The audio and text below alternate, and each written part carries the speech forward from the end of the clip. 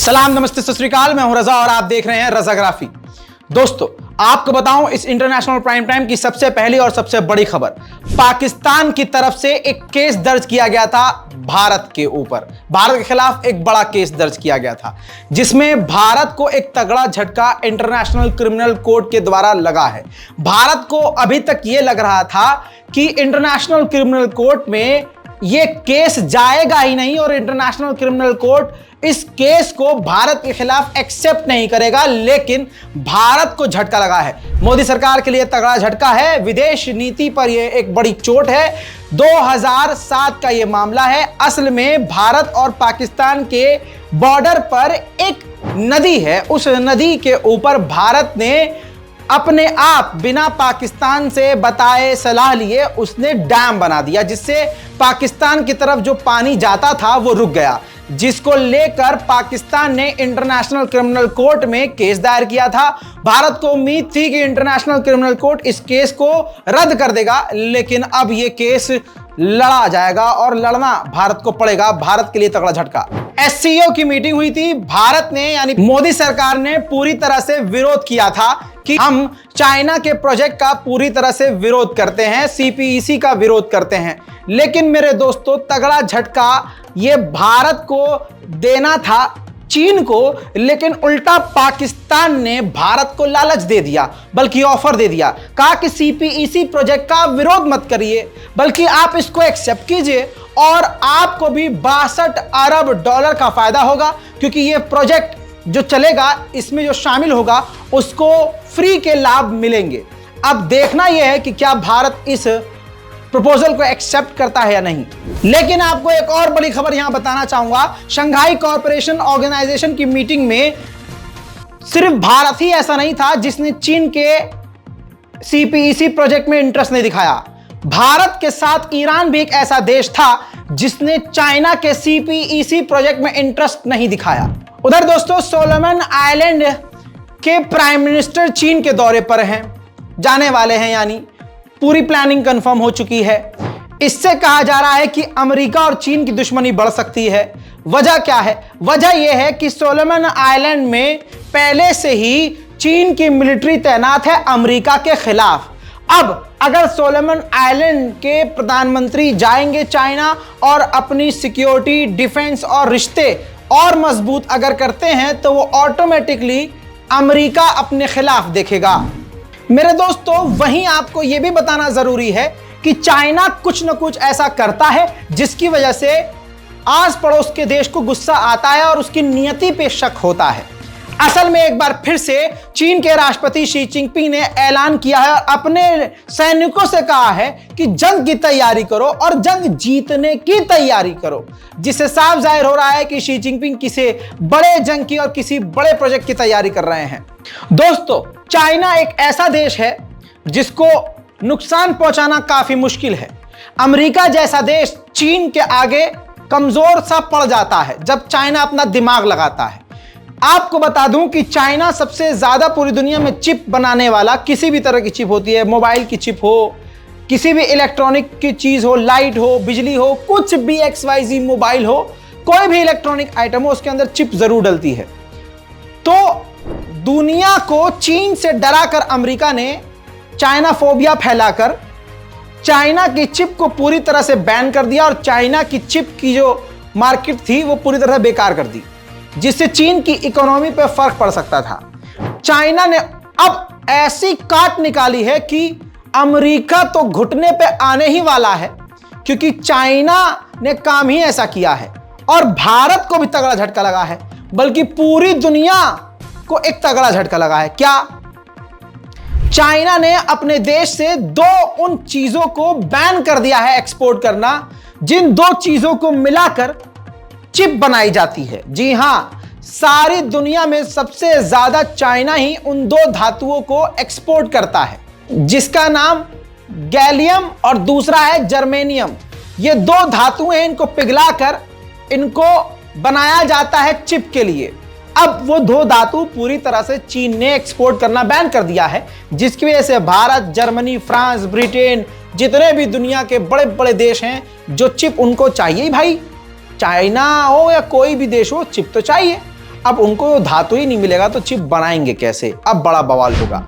NATO की meeting अगले हफ्ते लिथुआनिया में होने वाली है, जिसमें नेटो बात करेगा जापान के अंदर अपना ऑफिस खोलने के लिए, जिसके खिलाफ पहले से ही चीन है। और अगर जापान में नेटो का दफ्तर खुलता है तो चाइना बुरी तरह से भड़क सकता है। उधर पाकिस्तान के पूर्व प्रधानमंत्री इमरान खान की हालत ऐसी कर दी गई है कि अगला आदमी खुद फांसी लगा के मर जाए। इमरान खान पर टोटल अब 150 केस दर्ज हो चुके हैं। अब जो अभी तक जो लेटेस्ट केस दर्ज हुआ है उसमें यह है कि इमरान खान ने पाकिस्तान आर्मी के हेडक्वार्टर और पाकिस्तान आर्मी पर हमला किया और करवाया। अब इसकी वजह से इमरान खान बुरी तरह से जाल में फंस रहे हैं। लेकिन एक बात तो इमरान खान की माननी पड़ेगी, जैसे हालात बनाए गए हैं, इमरान खान के अगर हालात जैसे बने हुए हैं अगर किसी और के होते, सबसे पहली फुर्सत में वो देश छोड़ता।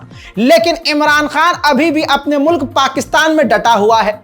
और उस शख्स ने एक बार फिर से बयान दिया कि जब मैंने कोई क्राइम नहीं किया, जब मैंने कोई गलत काम नहीं किया, जब मैंने चोरी नहीं की, तो मैं देश क्यों छोड़ूं? पीटीआई से जुड़ा हुआ कोई भी नेता हो, जिंदगी उसकी जहन्नम बना दी गई है। फवाद चौधरी पीटीआई का एक सीनियर नेता, नॉन बेलेबल वारंट जारी हो गया इनके खिलाफ, जल्द इनकी गिरफ्तारी होगी। उधर अमेरिका के न्यू जर्सी में एक शिप में 5000 नई कारें थी जो ट्रांसपोर्ट की जा रही थीं। अचानक उसमें आग लग गई, जिससे करोड़ों खरबों का नुकसान हो सकता था। और हुआ ही, उस आग को बुझाने के लिए जब कोशिश की गई तो उस कोशिश में 2 फायर ब्रिगेड के लोग भी मारे गए और करोड़ों का नुकसान भी हुआ। याद होगा मैंने आपको बताया था कि व्हाइट हाउस के अंदर एक पाउडर मिला जिससे भगदड़ मच गया कि यह बायोकेमिकल वेपन होगा, जिसके हवा में फैलने से शायद लोग मर जाएं। लेकिन इन्वेस्टिगेशन के बाद पता चला कि वो ड्रग्स हैं। इसके बाद मेरे दोस्तों डोनाल्ड ट्रंप का बयान आया है कि ये ड्रग्स या बाइडेन ने लिए हैं और उसके बेटे ने लिए होंगे या दोनों ने लिए होंगे। और डोनाल्ड ट्रंप ने कहा कि फेक न्यूज चलाकर मीडिया इस खबर को दबा रही है। पूरे व्हाइट हाउस के कर्मचारियों का ड्रग टेस्ट होना चाहिए कि ये कौन लेता है व्हाइट हाउस के अंदर ड्रग्स। भारत ने खालिस्तान आतंकी संगठन को लेकर कनाडा पर आरोप लगाया था कि कनाडा आतंकी संगठन को सपोर्ट करता है। जस्टिस ट्रूडो की सरकार ने आज जमकर जवाब भारत सरकार को दिया और कहा कि यह सरासर गलत है। हम किसी भी आतंकी संगठन को सपोर्ट नहीं करते। हमारे यहाँ फ्रीडम ऑफ स्पीच है, लेकिन इसका मतलब यह नहीं है कि हम किसी आतंकी संगठन को सपोर्ट करते हैं। Prime Minister, we've seen a parade float depict the assassination of Indira Gandhi and posters calling on people to kill India. The Indian government says you're being soft on Sikh extremism because you rely on votes from that community. How can you demonstrate to them that they're wrong? They are wrong. Canada has always taken extremely seriously violence and threats of violence. We've always taken serious action against terrorism, and we always will. We have an extremely diverse country, and freedom of expression is something that we have, but we will always make sure that we are pushing back against violence and extremism in all its forms. Khalistan आतंकी संगठन ने Britain में भी जो Indian embassy में काम करने वाले भारतीय मूल के एम्बेसडर हैं उनको धमकी दी गई है। तो यूके की गवर्नमेंट ने धमकी दी है कि अगर किसी ने भी भारतीय दूतावास पर या भारतीय दूतावास में काम करने वाले भारतीयों पर हमला करा तो ये उनकी सबसे पहली और आखिरी और सबसे बड़ी गलती होगी, उनको छोड़ा नहीं जाएगा। कल तक कई सारे मीडिया चैनलों ने बताया कि खालिस्तान आतंकी संगठन का जो लीडर है वो मारा गया है। आपके इस छोटे भाई ने बताया था कि यह खबर कंफर्म नहीं है, अभी कुछ कहा नहीं जा सकता। कभी भी आपको गलत खबर रजाग्राफी नहीं देगा। पन्नू जिंदा है। आतंकी संगठन खालिस्तान के हेड पन्नू ने खुद वीडियो जारी की है। देखिए मेरे दोस्तों, ये वीडियो जारी किया गया है, मैं अलग से इसका वीडियो दिखा नहीं सकता। इसने फिर से जो है आड़े टेढ़े बयान दिए हैं और पूरी तरह से गर्म जोशी के साथ इसने वीडियो जारी किया है और इसने अपने प्रोजेक्ट के बारे में भी बताया, जिसको मैं आगे यहाँ दिखा नहीं सकता क्योंकि ये आतंकी संगठन से जुड़ा हुआ है और हमारे वीडियो को ब्लॉक किया जा सकता है। नेपाल के प्रधानमंत्री प्रचंड के बयान से प्रचंड बवाल हो गया है। प्रचंड ने बयान दिया कि भारत के एक बड़े बिजनेस, जिनका नाम उन्होंने बताया सरदार प्रीतम सिंह, कहा कि इन्होंने मुझे चुनाव जितवाने में और नेपाल का प्रधानमंत्री बनवाने में काफी मदद करी, लेकिन मुझे यह एक्सेप्ट नहीं था कि दिल्ली से नेपाल का प्रधानमंत्री चुना जाए। यह बात उन्होंने अपनी बड़ाई में कही, लेकिन असल में वही नेपाल के प्रधानमंत्री हैं। अब नेपाल की विपक्ष की पार्टी और जनता को पूरा मौका मिल गया। अब विरोध होना शुरू हो चुका है कि भारत का अहम और मेन रोल रहा है इनको प्रधानमंत्री बनाने में और नेपाल के चुनाव में, तो अब इसको लेकर विरोध हो रहा है। दोस्तों, कल मैंने आपको बताया था कि सीरिया के अंदर 3 MQ-9 अमेरिकी ड्रोन जो थे उनका रास्ता रोका 3 रूस के Su-35 फाइटर जेट ने। मेरे दोस्तों, उसका ये वीडियो देखिए जिसमें रूस के 3 फाइटर जेट अमेरिका के एडवांस ड्रोन के ऊपर फ्लेयर छोड़ते हुए नजर आ रहे हैं, धुआं छोड़ते हुए नजर आ रहे हैं, जिसके बाद उन तीनों ड्रोन्स को अपना ऑपरेशन और रास्ता छोड़ना पड़ा। यह अमेरिका के लिए एक बड़ी बेइज्जती थी, लेकिन बेइज्जती को छुपा नहीं सकता, तो आपके सामने यह वीडियो खुद अमेरिका ने सबटाइटल के साथ जारी किया है, जिसमें उसने बताया कि किस तरह से रूसी फाइटर जेट ने अमेरिकी ड्रोन को परेशान किया।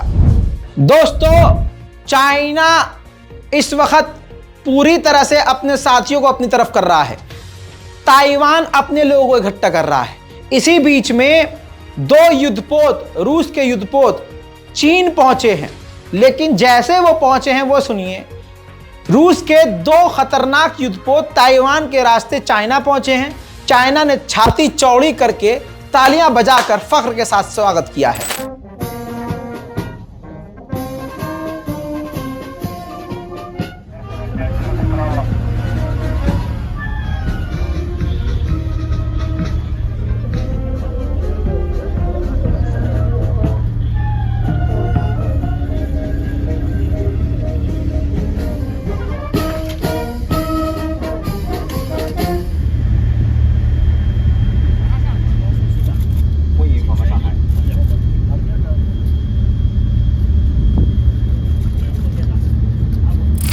फ्रांस की सरकार ने प्रदर्शन के बाद, जो वहां खतरनाक प्रदर्शन हुए हैं, अलाउ कर दिया है कि वहां की पुलिस फोन की, पब्लिक के फोन की, जनता के फोन की जासूसी कर सकती है। इसके अलावा 4000 लोगों को गिरफ्तार किया गया है और 2500 बिल्डिंग पूरी तरह से तबाह हुई है इस प्रदर्शन में, और लगभग 170 स्कूलों को भी तबाह किया गया है। और आपको बता दूं कि जो गिरफ्तारियां हुई हैं उनमें से 10% जो लोग गिरफ्तार हुए हैं वो विदेशी हैं। लेकिन जो इसमें फ्रांस के दंगों में रूस ने बयान जारी किया है वो डराने वाला है। रशिया ने कहा है कि दंगाइयों ने इस दंगे के अंदर जिन हथियारों का इस्तेमाल किया है वो वही हथियार थे जो फ्रांस ने यूक्रेन भेजे थे। इंटरनेशनल प्राइम टाइम की इस रिपोर्ट में आज अभी के लिए इतना ही। चैनल को जल्दी से सब्सक्राइब कीजिए। कौन सी खबर आपके लिए इंपॉर्टेंट थी नीचे कमेंट में जरूर बताइए। मैं हूं रजा और आप देख रहे थे रजाग्राफी। जय हिंद।